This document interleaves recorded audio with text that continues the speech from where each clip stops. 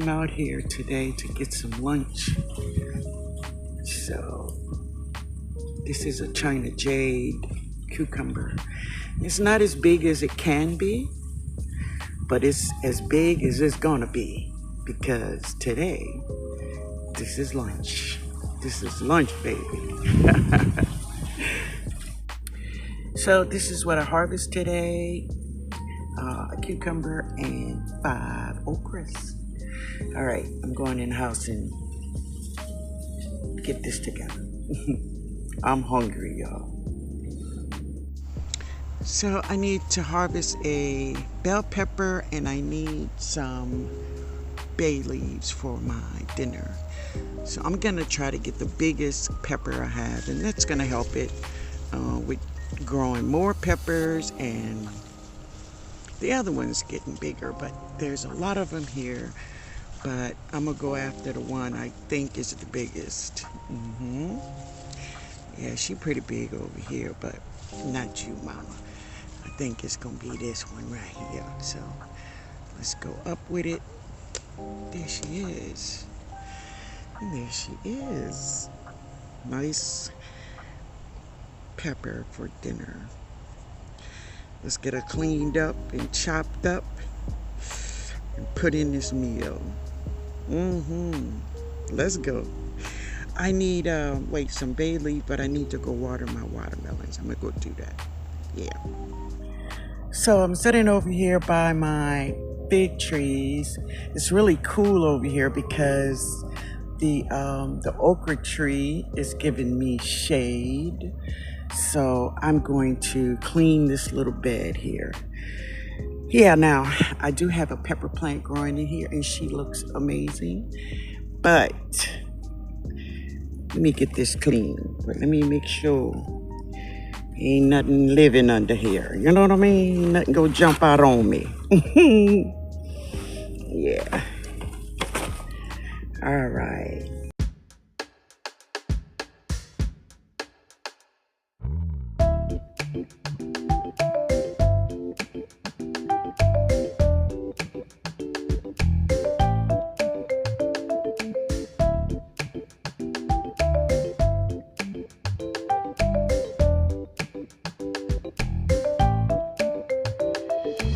All right, there she is. She's all clean. And I will fertilize this bed up. It looks like, I'm going to fertilize this bed up and just let it sit and wait for me and grow these peppers. Because we got peppers growing here. Yeah. They will tell me their name when they grow up, baby. And that's real. Yeah. All right. Let me go get my sunflowers and my bell pepper and get inside. So I shared my plantains with you all, and I got this email from this young lady, and she said to me, she said, "Tnog, your plantains look really good, but they are so small. They are so small from the ones I buy." So I say, baby, the ones you buy are very different from the ones I grow. The ones you buy is a 4 or a 3, and it's full of synthetics. These that I grow, they are a 9. Everything they receive it from God. No synthetics here, and that's the difference. Okay? So I pulled down one of the sunflower that's in the back. She almost hit me. So I gotta move her. Let me get her off the flowers. Look at her. God. All right, so I got this one. Now I need to get her head off. That's her right there. All right, let me get her, y'all.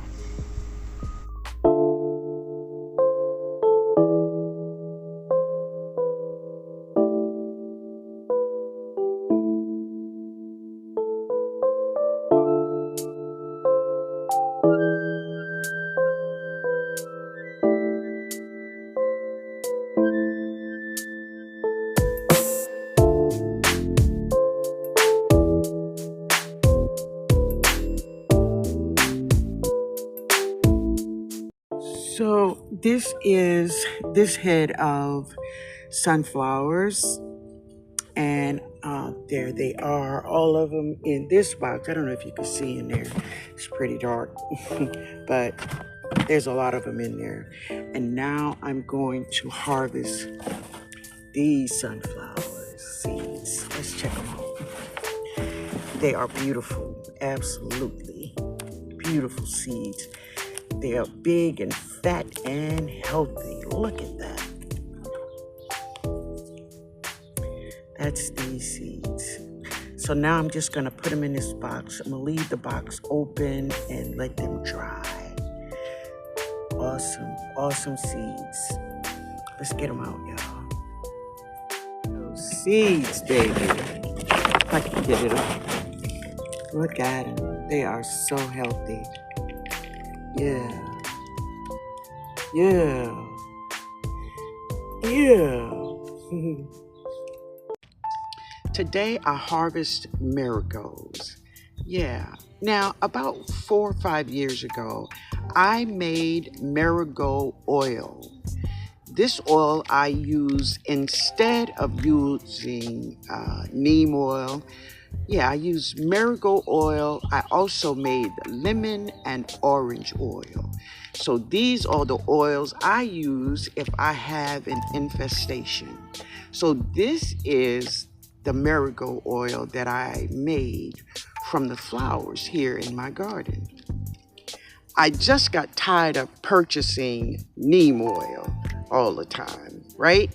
But I found out that the marigold oil, the lemon oil, and the orange oils works very well. And those are the flowers and fruits that I grow right here in my garden. No need to buy anymore, right?